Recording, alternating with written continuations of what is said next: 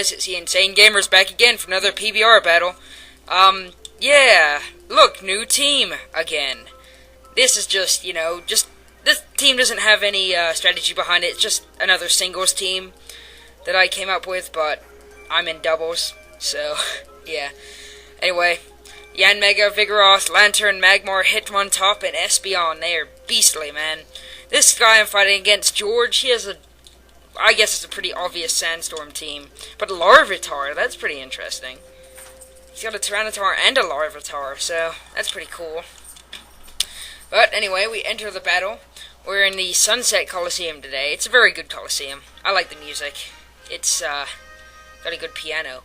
Oh, and by the way, guys, I got a proper intro now with, it's actually a video intro now rather than just pictures. So just go ahead and say if you like the new intro. If not, then I'll drop it. If you do, great. So anyway, he sends out Tyranitar and Larvitar. So that's pretty cool. I sent out my Magmar because it is a Scarfed Magmar. Now, the reason I have Magmar is because I see way too many Magmortars, and I'm trying to get my point across that Magmar is awesome. So, I go for a Brick Break, but he's holding, one of them berry things. Yeah, Choppleberry. So, doesn't do a whole lot, but oh well. I go for a Shadow Claw with Vigoroth. If you noticed his moveset, you would see it's Flail, Reversal, Shadow Claw, and Endure. He's, an indoor Salic person, so he's not very useful in this battle. It's kind of stupid bringing him in, but oh well. He goes for a Rock Polish and a Dragon Dance, so he's trying to set up now. Now, if my little Magmar wasn't Scarfed, he would be outsped by that Tyranitar, but since my Magmar is made of wind, and he is super fast and super Scarfed, I should say, he outspeeds the Tyranitar. And best of all, my opponent doesn't expect a thing, because how many Scarfed Magmars have you seen? I mean, this is another reason I love Magmar, because it's not very predictable. You would never in a million years think that Magmar was Scarfed. So, wow, I just dropped something. So that's why I have him. So Vigoroth is completely useless because it's a sandstorm, and as soon as he endures, he'll just die from the sandstorm. So yeah, I don't know why I bothered to bring him. But anyway, he goes for Protect, so obviously he's going to use Earthquake. Unfortunately, fortunately rather, I'm Scarfed, so bam, take out that stupid Tyranitar with a Brick Break. Probably wasn't expecting that. So, that was awesome. Shadow Claw doesn't really matter. He's useless. Oh man, Sandstorm always makes the battle go by so slowly, because you gotta watch all these people getting buffeted by the Sandstorm. Oh yeah, and his Larvitar, Toxic Orb, which, if you know Larvitar's ability is Guts, you would understand that that's why it has a Toxic Orb. So that's pretty cool, I guess. He's using a Larvitar. Now Metagross comes out, and I'm Scarfed into Brick Break, so I gotta switch out to somebody. I decided Hitmontop would be pretty good for, just death fodder, really, because Vigoroth can't do anything anyway. And I need to keep Magmar around to kill that Metagross. So I just go out to Hitmontop, bit of death fodder, maybe I can get some damage in. Who knows. Hitmontop is awesome, by the way. He has Sucker Punch. So I can one KO an Alakazam with my Sucker Punch. So that's pretty cool. And as I thought, he's a Guts person, but since my Hitmontop is made of wind, it lives. And he goes for an Agility. Because Metagross is pretty slow, but now it's extremely fast. So that's not good. So now we got a fast Metagross on our hands we got to deal with. So, both my guys take Sandstorm damage. It's not funny, not cool, oh well. Here's Hitmontop's moveset. He is built to take attacks and then hit back with a Revenge, and if they don't die, Sucker Punch. So that's the strategy behind him. He's a revenge person. He does have Technician, but it's kind of useless because it isn't utilized, so I might get another Hitmontop and just have it be Intimidate. Because Intimidate's infinitely more useful with this moveset.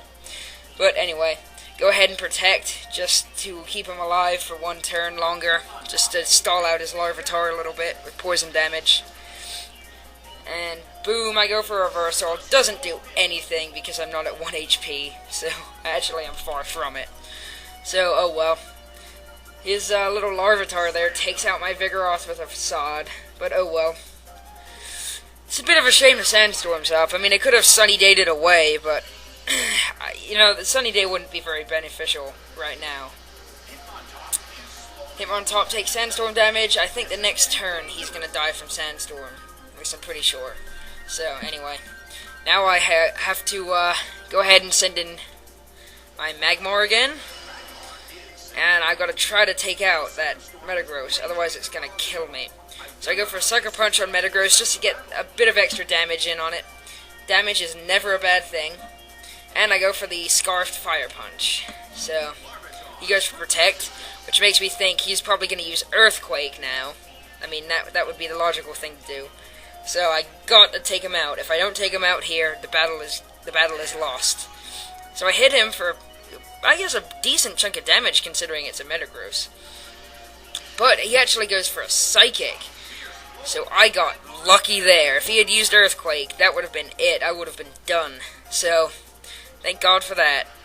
He takes Life Orb damage, and then I remove his Metagross with my Fire Punch. Awesome.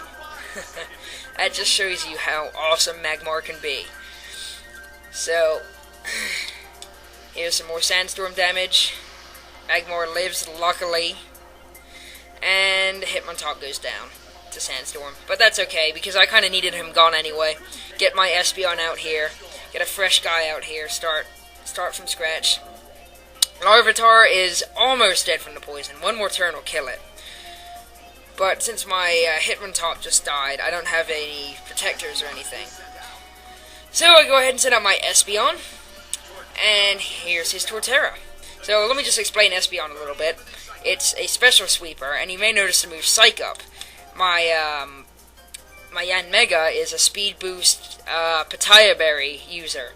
So I can Psych Up on my Yanmega with my Espeon and get his stat boost as well. So and I've got two extremely dangerous special sweepers. So that's the strategy behind that. I've used it before. It does work really well. So, Espeon is a Focus Sash, by the way, but in the Sandstorm it doesn't matter, it's nullified. Now, I thought I have to get that Larvitar. You know, it's going to be dead either way, but I have to get rid of it now so it doesn't kill one of my guys, because I need both of them to try to take out this Torterra. So, I need both of them alive. So, hit the Torterra, almost bring it down with a Psychic. Torterra is actually really defensive. It's got a lot of physical defense. But, hit it with a good Ice-type attack, it'll tame it in one hit. So he goes for a Rock Polish. I don't care how many times you use that move. You're not going to outspeed my Espeon with a Torterra. That is just not going to happen. But it doesn't matter anyway, because my Magmar outspeeds Espeon with the Scarf, so that's pretty cool. Not much can outspeed Espeon, but apparently my Scarfed Magmar can.